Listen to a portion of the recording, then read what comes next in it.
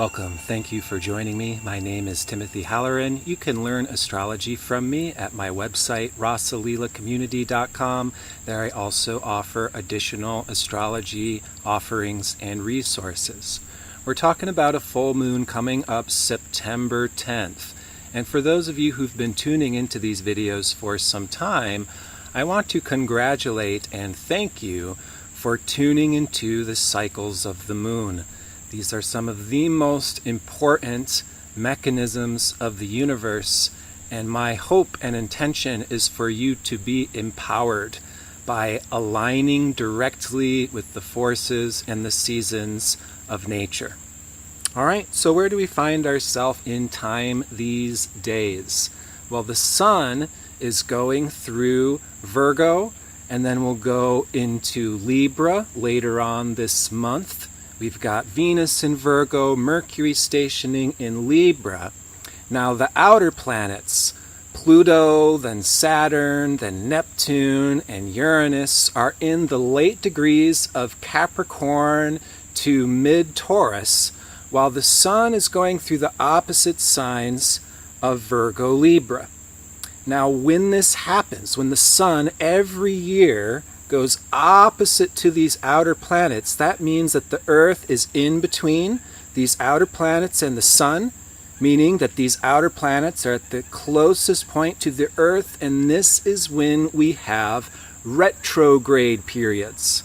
So this is one of those interesting phenomenons where I see a lot of the pop astrology that I try not to pay attention to going on and on about how remarkable this period of so many planetary retrogrades is. And so again, every year, so long as the outer planets are in this tight corner of the zodiac, when the sun goes opposite, all of those outer planets are retrograde. And when we are in such a period of retrograde, this is simply an integral phase of these cycles. And this is the period where there's a lot that gets turned up, turned over. It's a period of revision. It's a period of changing things up. It's not a period to overhype or be afraid of. Retrograde periods are going to be highly valuable, enjoyed, and celebrated by naturally pioneering souls, people that are pushing forward, avant-garde, working against the grain of the consensus society. This is where this reflection, introversion, departure from the norm, and then pushing things forward generally takes place. Okay. So way back in July, sun was opposite to Pluto. Pluto was closest to the Earth. Last month, August, sun was opposite to Saturn. Saturn was closest to the Earth. And now, under this full moon, September 10th, we'll see the sun going opposite to Neptune. Neptune is closest to the Earth. The full moon will illuminate Neptune. So the full moon is when we really clearly see and objectively experience whatever that full moon is illuminating. This full moon will also be conjoined the asteroid Juno. So we're going to talk about Juno today. Juno is the partnership asteroid, but as we'll talk about, this doesn't necessarily mean, our intimate lover or our marriage partner. But Juno does have so much to do with relationship and partnership, which we'll also talk about, can be with ourself. The dichotomy between how to be a unique individual and have harmonious exchanges in relationship is highlighted all through the astrology these weeks, these months, this year, but especially this month, Virgo season, next month, Libra season. We've got Venus in Virgo through the 29th, and she's in her own sign of Libra through October 23rd. Again, we'll talk about Mercury retrograde in Libra. The two join together on the 26th of this month at the end of Virgo, and they're in a mutual reception, meaning Venus is in Mercury sign of Virgo, Mercury is in Venus sign of Libra through the 24th. So this places a heavy focus on relationship. We're talking about devotion. We're talking about refining our exchanges and relationships with others, to be the best that they can be, to be the best that we can be. And at the same time, we've got Jupiter in Aries, Chiron in Aries, asteroid Vesta, which has so much to do with work and focus, is conjunct Saturn these months. Uranus on the North Node in Taurus, so much to do with sovereignty and a need for space. And how do we focus on our own? And this is going to be the dichotomy coming up these weeks. Okay. Juno will square Mars September 14th, goes opposite to Venus on the 15th. So we've got this T-square in mutable signs that brings up this dichotomy, the need to take care of ourselves, the need to take care of another person, where there can be tensions in relationship. That Venus-Mars, or that Juno-Mars square, it's Venus and Juno-Mars square, can be quite competitive, tense, battling of the sexes type of theme, or where there can be a propensity and we need to watch out for an overcompensation, like, I'm going to prove to them how incredible I am. I'm going to prove to the world, how perfect and altogether I am. And while this is a good thing to aim for, this type of overcompensation, when it's dishonest, or when it's overly forceful, can come off in this combative or argumentative, warlike dynamic. It's going to be supremely important in times like these that we understand that in order to get along, we do not all need to be the same. And this full moon squares Mars. Mercury's going to station direct square Mars. This is a very active Mars, and Mars hasn't even begun his retrograde that will take us, through, the rest of most of this year. Okay, so this dichotomy is, again, that we don't even necessarily have to totally understand each other in order to get along, and that is truth. That is nature. Even as we're evolving into higher and higher realms of understanding the whole of life, God, nature, the earth, this is a truth. There is the mystery of who we are as a unique individual, and yet when we get really close to somebody in love, there is this merging or a desire to merge. And this is where we can start to talk about and take a look at asteroid Juno, because this full moon illuminating Juno, who is conjoined Neptune, is bringing up this whole Juno process, because Juno station retrograde 21 degrees Pisces at the end of July, conjunct Neptune.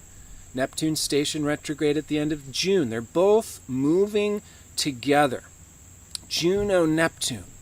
And there's this tremendous exploration of what is the depth and meaning of our loving relationships. Again, Juno is specifically the partnership asteroid. It has so much to do with our partners, lovers, but also this has so much to do with what do we really value? What is the purpose of life? I'm going to talk about the intimate romantic relationship that every soul has with the beloved, with a capital B. So that's what we're talking about here. It's like the end of July when Juno stationed on Neptune. It's like this mystical experience. And who are they? Who is the beloved? How can we resurrect this mystery of love in ourselves, in our relationships? And if you could imagine your lover, surrounded by butterflies and waterfalls, and they're in some kind of mystical trance, and the clouds are spinning around them, and we're just looking at them, and we're just like, what is that? Is that real? Are they real? And then we're looking at ourselves, our relationship to the sacred, the spiritual. What fills us up? What gives us a sense of connection to something bigger than just ourselves? That's Pisces. And we all have that in some way, shape, or form. And also with Pisces, what this full moon can illuminate is the other side of Pisces. It gets awfully confusing. Pisces is the most mysterious, enigmatic sign. Pisces is the divine dance of all creation. It contains the whole of the zodiac within it. and yet it's not. So you can be so close to someone or something, you lose a sense of them. This is the challenge of Pisces, boundarylessness. And what happens when you lose all boundaries? What happens when you lose all separation? Is you lose individuality. You lose individuation, which is meant to be a cherished part of the creation. And a Pisces age distortion is that we all should be one monastic religion, one belief system. We should all get along, we should all act and believe the same things. And at the tail end of Pisces, do we look out in the world and see an enormous amount of religious cults that follow this prescription? Dress the same, act the same, talk the same. And the Pisces age distortion of spiritual masochism. Sacrifice your individuality in a superficial attempt at selflessness, but it's actually masochism. It's hurting yourself. It's an unnecessary penance. It is unnatural, it is inauthentic, and it therefore is unhelpful to you, yourself, and everyone else. But this is a common Pisces age distortion. Okay? We should all be in love, we should all be together, we should all rest in this singularity all the time. And you can bet you this is not real. In fact, these beliefs, the confusion, the over-proximity, the merging and dissolving into others, full moon square to Mars. Juno squares to Mars. And it's just like we can't lose ourselves, our individuality, our unique desires. Everybody has their own path. Everybody has their own direction. And here's where there's a creative tension. Mars in Gemini says, I want to do this. How about you? Yeah, yes or no. Okay, well, I want to do this or that. Yeah, yes or no. And it's this, you know what? We've all got lots of things we want to do and lots of people we want to connect with. So can we be in a singularity with anyone or anything? Well, yes and no. The dichotomy in balance is when to come together and when to separate. And this is the true, healthy, mature, divine dance of Pisces. Pisces is inconceivable. We love to, make all rosy and pretty these zodiac signs. Like we do, distant cultures or places. Oh, everyone and everything was perfect back then. Don't think so. I really don't think so. It's more complex than that. So Pisces is this most challenging and enigmatic, mysterious sign that is not just love, light, God, union. It is the inconceivable reality that we are simultaneously one and different. That's real Pisces. And therefore, to honor any loving relationship, we need a dance between union and separation. Does this sound familiar? Might this be the divine dance at the root of everything? Might this be how it is possible to have experience itself? And this is, by the way, what I want you all to get out of these videos. It's not another belief system, not another dogma. You're not tuning into astrology by believing into it. It really bothers me when these misconceptions take place. Astrology is not about believing in astrology. Astrology is about experiencing life, seeing life, and knowing life for what it is, period. That's also what Pisces can be. The direct and experiential connection with nature, spirit, the inconceivable, the all in all. And at the same time, Pisces can also be the confusion, the spiritual disillusionment, the being so close we don't recognize them anymore. And then we question.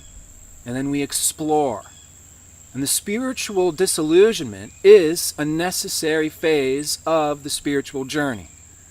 Again, just like how I spoke to this spiritual masochism, that's inauthentic selflessness. Imagine the amount of people, I know my truth, I got my faith, this is what it is, and this is how I stay so strong. It's inauthentic if you truly believe you're going to be that forever. We're going to encounter another period of spiritual disillusionment at some time, and we should. Doubt tests our faith, and that causes our faith to grow. And I'm defining faith as the strength of holding truth even when it's not being outwardly, obviously validated. We can still know and hold alignment with the truth, even in periods of denial and darkness, much of which we see in the world by and large. Okay. So this asteroid Juno, it does bring up this divine romance. And this is true not just in our spiritual partnerships, our intimate relationships, but the relationships between God, Goddess, God, Super Soul, Soul, God. Divine romance of union and separation. Now we see each other, now we don't. Hide and seek. It's intimate, it's beautiful, it's supremely disturbing and challenging. Thus we see everything in the creation as it is. Again, my goals and intentions in putting these videos out is that you find a footing with the divine dance, that you find a harmonious connection with the evolution of the species, the evolution of nature. The relationship between God, angels, and humanity is at the root of everything. By listening to these words here, you are directly attuning into that which is, the seasons and cycles of life that we are part and parcel of, made of, and through that validation we can sink further into it. What I want for you all is to not just turn on your iPhone app and see what sign the moon is in. I want you to wake up in the morning, feel what that day feels like, and you know where the moon is. That's the real astrology that we can get to. Tuning into these videos, you are tuning into the lunar cycle directly. You are becoming and feeling into the moon more. Her movements, her ingresses, her going in and out of different signs, her aspects to other planets. And what I would like, this is my invocation to you. This is a special thing here I'm sharing, that you receive this. That every single lunation, you tune into her, the moon, more. Which means you're feeling the shifts of energy more every single month. You're going to feel the next time the moon goes from Gemini to Cancer increasingly. Every month, you're going to feel, experience, and land your feet into the divine dance of life and find yourself in an alignment and in a harmonious attunement with all that is. That's my goals and intentions for being the babbling YouTuber and the big head with the online astro school.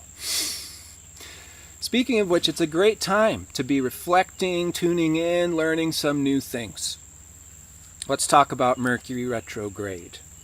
Mercury stations retrograde September 10th, the day of this full moon, 8 degrees Libra. Opposite to Jupiter, semi-square to Saturn, trine to Mars. Mercury is then going to move back and square Pallas Athena, September 17th. This is going to bring up an interesting dichotomy between the hemispheres of the brain, creative, intuitive right brain needs, which Pallas Athena in Cancer, she's there actually through May 2nd of this next year. There's so much of this learning, the wisdom of empathy. But this challenges us, creative accomplishment versus empathy and feeling. Intuition and the purpose of all life versus the parts and pieces, the order, the sequence, and what needs to get done. That's absolutely a theme. Virgo, ruled by Mercury, full moon in Pisces. This parts and pieces, we're all individuals. Every human being has a unique function, nature, role, and service that we were born to be. And when we align with that, we find ultimate fulfillment. We find a connection to something bigger than just ourselves. We actually, as an individual fractal, tune into the greater arc. We could say the spiral of the galaxy, Pisces. And then that empowers us with universal force to create, to align, to heal, to bring that wisdom, that harmony, that balance, that resurrection through our bodies, through our individual ego, into the lives of others. And the moon is our ego, by the way, so we do not throw away the ego as a negative thing, that feeling-based emotional part of ourself, is the root of all of our evolution. It's through feeling and having experience that we evolve. So it's not a problem. Your emotions, your feelings, or your ego, or your little me. Don't do the Pisces age bullshit of pretending that you aren't an ego. It's actually extremely self-sabotage, self-defeating to do that. Okay. Now, Mercury was opposite to Jupiter on the 2nd, will station retrograde on the 10th, and then passes retrograde opposite to Jupiter on the 18th. So we've got this theme here of Mercury in Libra. Now, when Mercury slows down to station retrograde, this is when we pull back, we get more introverted, we start to reflect on past experiences, old friendships, sometimes old friendships, old lovers could come back. This Mercury station retrograde in Libra. And that causes us to reflect. Who was this person? Who was I? Did we really value this? What do I really value? What do I love, cherish, and want to share? And that's going to form the basis of all of our relationships. That's what we're getting down pat these next couple months, this Mercury retrograde. Mercury will station direct in Virgo on October 2nd. Again, square to Mars. So there's this like, hey, how do we be an individual? How do we do it all? I have different facets of my personality. I want to skip and jump from this thing to the next. Yes, you do. That is your nature. How do we do that? How do we create the container, the sequence, the procedure that can contain the essence, the value system, what is tasty, our unique style, what we cherish? That's like the theme of this year. North Node in Taurus into 2023.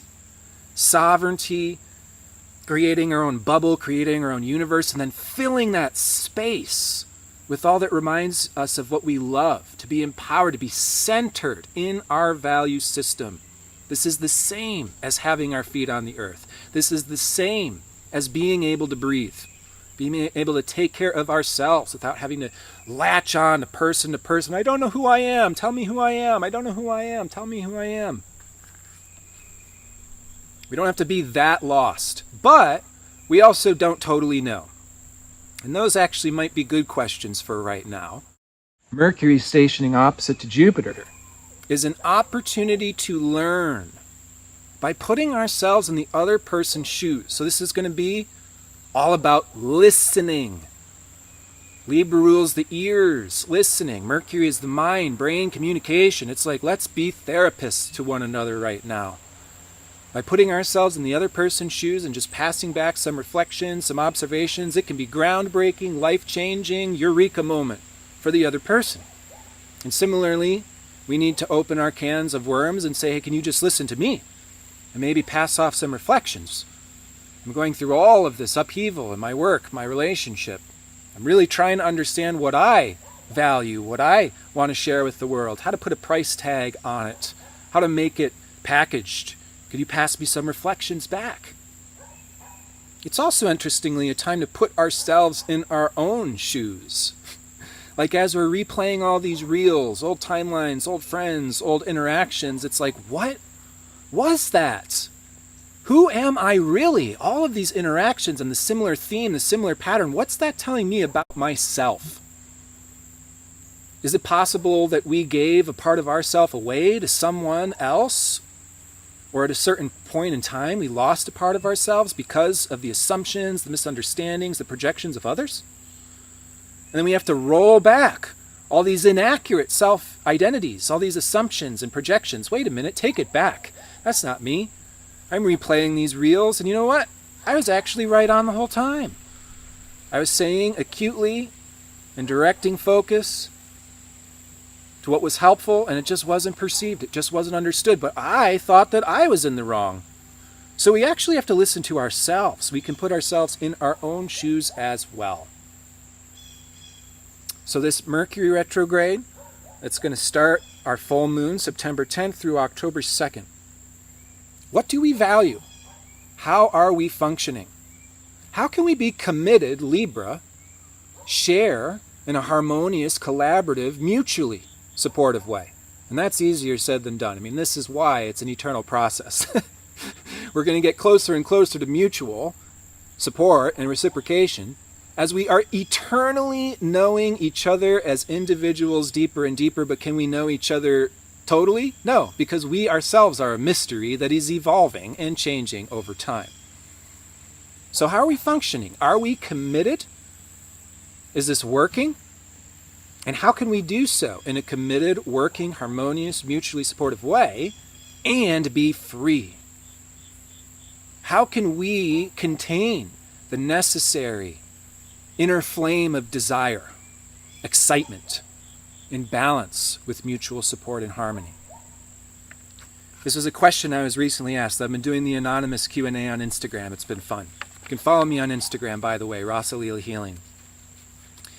The natural square between Aries and Cancer is this creative tension. How can we be free to be the individuals that we are to explore our desires? So this was the question.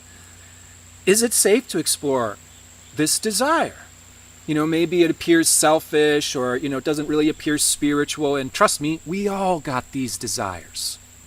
So what I'm trying to get through to people is it's not separate from the journey. It's not spiritual, just because it might not look stereotypically spiritual. If you have a desire that is there your whole life, you can't just shove and suppress and deny that. That is what creates the true villains. Like the Pope, running a brothel in the Vatican, which is an actual historical event that took place. Why? Denial. Avoidance. Oh, I shouldn't be that, so we pretend that we're not, and then that thing we're pretending that we're not becomes a sub-entity that possesses us through denial. This is real life. You can see this take place in the majority of people, actually, all the time. So, the question is this safe to explore? Well, my question to you is anyone being harmed? And that's something that has to be explored with yourself. Am I harming myself? Am I getting in my own way or the other? And that's where it gets a little complicated. See, the Cancer is about creating the safety, which means empathy. We're feeling into the feelings of another's, and we're listening to them, and we're considering them, and we're honest about what we're feeling from them and what we're feeling from us, and we are communicating. That's what creates safe space. All of that. You can't have anything missing. You have to have all of that to have a safe space. And then you bring in the desires. Is anyone being harmed? Is it safe to explore? That's how we bring these two dichotomies together. Okay. Now all this Libra, again, Mercury retrograde, next month will be Libra season, also brings to light creativity. Are we sharing what we love? How can we create or share what we love? And then the Virgo dynamic mixing with that Libra. Mercury, Venus in mutual reception. They're working together. How can we build a map, a template, a structure for that creativity, for what we love and for what we value? Okay. So we're working to understand all of the parts and pieces, Mercury, Virgo, to bring in a new lifestyle, a new rate, a new value system, a new means of exchange. Uranus on the North Node in Taurus. That's the theme of the year. Reinvent your lifestyle, how you're earning money, the schedule you're living, the food that you're eating to get your feet on the earth. In order to do that, you have to know your unique value system. Every individual is created to be the nature that they are. In that nature, we have a unique function. Like how the lung has lung function, liver has liver function, we are part of the macrocosm. Neptune, Pisces. This full moon illuminates Neptune. Neptune is closest to the earth at this time. We can get the direct experience of nature, which is the truly mystical experience. It is the experience of transcendence, which means inconceivable. And can you directly meet and shake hands with the inconceivable and learn that way? Yes. Are we talking about blind faith and belief systems then? No. We're talking about something much deeper, much richer, and much more organic. That's real life. That's what real astrology is going to lead you back to. It's amazing to me how much so-called astrological information is circulated out there that is not core understood possesses any meaning or significance at all. Folks, life is not like a video game. You're not going to get all the right checks on your scoreboard and then you ascend, gather all the crystal skulls together, and then the world improves. Life is much, much more organic, alive, and meaningful.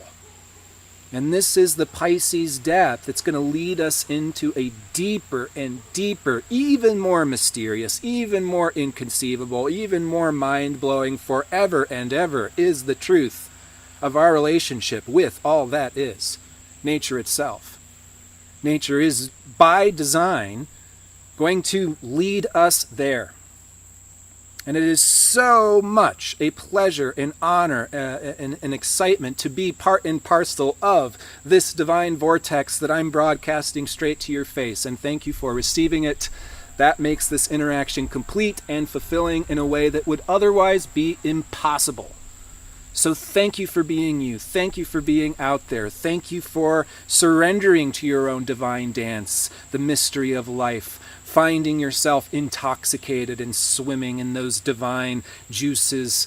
This is where we all get to go. We get to become poets. We get to become singers. We get to become inventors and pioneers. Every single person plays their own unique instrument that contributes to the overall symphony.